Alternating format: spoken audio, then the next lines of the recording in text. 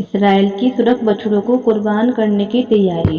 تیسرے ہیکل سلیمانی کی تعمیر کا وقت نزدیک آ گیا۔ السلام علیکم ناظرین، آج سے تقریباً 6 ماہ پہلے ہم نے آپ کو بتایا تھا کہ اسماعیل اپنی مذہبی کتابوں کی نشانیاں پوری کرنے کے لیے سرخ بچڑا تلاش کرنے میں کامیاب ہو چکے ہیں، اور جلدی ہی ان بچڑوں کو قربان کر کے ان کے خون اور رنگ سے تیسرے ہیکل سلیمانی کی بنیاد رکھی جانے والی ہے، جس کی تعمیر کا آغاز کرنے سے پہلے مسجد اقصی کو منہدم کیا جائے۔ اسرائیل نے یہ بچڑے کب اور کہاں سے حاصل کیے ہیں اور ان کی قربانی کب ہونے والی ہے، اس کی ڈیٹ بھی اناؤنس کر دی گئی ہے۔ یہ سب کچھ اتنا جلدی اور اچانک ہو رہا ہے کہ پوری دنیا کے لوگ اس وقت ایک عجیب و غریب قسم کی حیرت کے شکار ہیں، لیکن جیسے کہ ہم نے آپ کو بتایا ہے کہ یہ سب کچھ اتنا مشکل نہیں ہوگا جتنا لوگ اس کو مشکل سمجھ رہے ہیں۔ آج کی اس ویڈیو میں ہم آپ کو بتائیں گے کہ آخر ان بچڑوں کو ذبح کرنے سے ہیکل سلیمانی کی تعمیر کس طرح مکمل ہوگی، اور اس سلسلے میں اسرائیلی یہودیوں کا کیا عقیدہ ہے۔ تو آئیے چل کر موضوع کا باقاعدہ آغاز کرتے ہیں۔ ناظرین گرامی، ہم نے آج سے 6 ماہ پہلے آپ کو بتا دیا تھا کہ اسرائیل نے اپنی مذہبی کتابوں یعنی تورات اور زبور کہتے ہیں کے مطابق سرخ بچڑوں کی تلاش میں کئی ملین ڈالر پھونک ڈالے تھے، لیکن اب تک انہیں ایسا کوئی سرخ بچڑا نہیں ملا تھا جس پر کسی بھی قسم کا کوئی دوسرا نشان نہ ہو اور ان کے جسم پر مکمل طور پر سرخ رنگ کے بال ہوں۔ آج سے 6 ماہ پہلے ٹیکساس یعنی امریکہ کی ایک ریاست کے ایک فارم میں اسرائیل کو ایسے 5 سرخ بچڑے مل گئے تھے جنہیں کئی ملین ڈالر کے عوض پر فارم کے مالک سے خرید لیا گیا تھا، اور انہیں بڑی احتیاط سے اسرائیل منتقل کر کے انتہائی سخت سیکیورٹی میں ان کی دیکھ بھال شروع کر دی گئی تھی۔ ان بچڑوں کو قربان کر کے ان کے گوشت کو جلایا جائے گا اور ان کے خون اور گوشت کی راکھ کو اکٹھا کر کے ہیکل سلیمانی کی بنیاد میں بھرا جائے گا۔ ناظرین اگر آپ نے قرآن کریم میں بنی اسرائیل کا تذکرہ پڑھا ہو تو آپ کو معلوم ہوگا کہ ایسے ہی سرخ بچڑا تھا جو ایک قتل کی حقیقت کے لیے اللہ رب العزت نے ان سے قربان کر دینے کے لیے کہا تھا۔ یہی وجہ ہے کہ یہودیوں کے نزدیک سرخ بچڑا نہایت مقدس اور انتہائی اہمیت کا حامل کے مطابق جب تک ایسے سرخ بچڑے نہ ملیں تب تک ہیکل سلیمانی کی تعمیر شروع کر دینا ایک بدشگونی ہوگا۔ اب جب ان کو ایسے بچڑے مل چکے ہیں تو اگلا کام ہیکل سلیمانی کی تعمیر سے پہلے اس خطہ میں موجود فلسطینی مسلمانوں کو مکمل طور پر ختم کر دینے کا تھا، تاکہ فلسطین میں موجود مسجد اقصی کو منہدم کرنے میں کسی بھی قسم کی دشواری کا سامنا نہ کرنا پڑے۔ غزہ کی پٹی کو تمام مسلمانوں کو رفح کراسنگ کی جانب کھول دیا گیا ہے، اور مصر رفح بارڈر کھولنے پر تیار نہیں ہے۔ مصر کا خیال ہے کہ یہ فلسطینی پناہ گزین مہاجرین مصر کی مشق کے لیے ایک بہت بڑا دھچکا ثابت ہوگا، اور اسی وجہ سے انہیں اپنے ملک میں جگہ نہیں دینا چاہتا ہے۔ رفح میں ہر طرف سے محصور یہ فلسطینی مسلمان اب اسرائیل کے رحم و کرم پر ہیں۔ ایک جانب مصر کا بارڈر ہے تو دوسری جانب سمندر ہے، اور دونوں طرف سے ان کو اسرائیلی فورسز گھیرے ہوئے ہیں۔ کیونکہ یہ آپریشن سرکار غیر انسانی ہوگا اور اس کے نتیجے میں محض فلسطینی مسلمانوں کی نسل کشی ہوگی، اس لیے امریکہ بھی اسے کھلے عام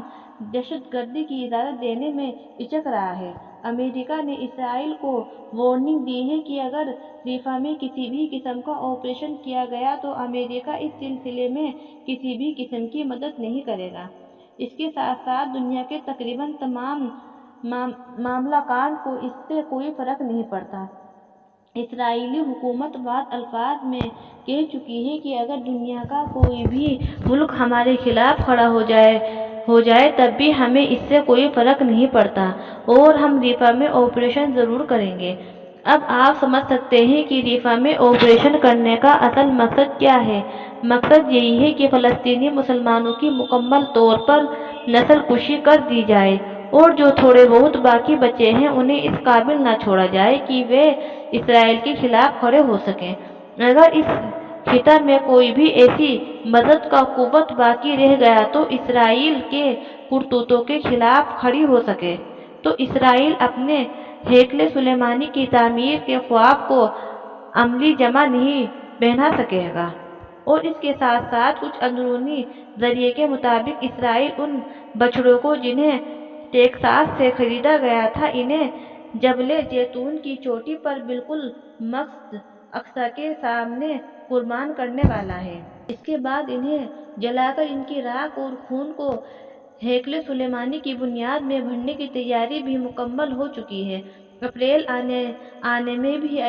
ابھی آ چکا ہے اور ہمیں معلوم نہیں ہے کہ اپریل کی کس تاریخ کو یہ کام سر انجام دیا جائے گا۔ اس لیے ہم یہ اندازہ لگا رہے ہیں کہ اسرائیل جلد ہی رفح میں آپریشن شروع کرے گا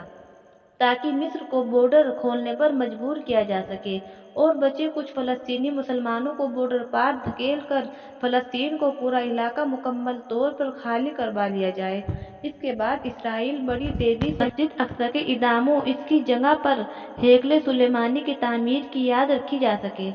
پیارے ساتھیو، وہ مسلمان جنہیں لگتا تھا کہ اسرائیل بھرپور عالمی دباؤ کے سامنے ایسی کوئی حرکت نہیں کر سکے گا، وہ اس وقت بڑی حیرت سے اسرائیل کو اپنے تمام تر منصوبوں میں کامیاب ہوتے ہوئے دیکھ رہا ہے اور یہی قرب قیامت کی نشانی بھی ہے۔ بڑے بڑے مسلمان عرب ممالک کعبہ کو صخرہ یعنی وہ سنہرا گنبد جس کے نیچے وہ پتھر موجود ہے جس پر حضرت آدم علیہ السلام کو جنت سے زمین پر اتارا گیا تھا اور جس پر حضرت ابراہیم علیہ السلام نے حضرت اسماعیل علیہ السلام کو ذبح کرنے کی کوشش کی تھی، اس پتھر کو بھی یہودی مقدس مانتے ہیں۔ مسجد اقصی کو مسمار کرنے کے بعد یہ پتھر بھی یہودیوں کے تیسرے ہیکل سلیمانی کی زینت بنا دیا جائے گا۔ دوستو، یہ تمام تر تیاریاں دراصل دجال کی آمد اور اس کے استقبال کے سلسلے میں ہو رہی ہیں۔ نبی کریم صلی اللہ علیہ وسلم کا ارشاد ہے،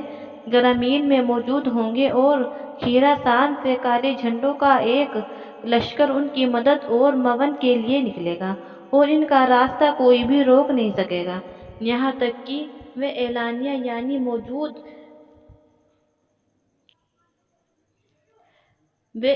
یعنی موجودہ یروشلم پہنچ کر حضرت امام مہدی علیہ السلام سے مل جائے۔ اس زمانے میں خراسان کا علاقہ موجودہ افغانستان، پاکستان، ایران اور انڈیا کے کچھ حصوں پر مشتمل تھا۔ انڈیا میں بڑھتے ہوئے مسلم کچھ فساد پاکستان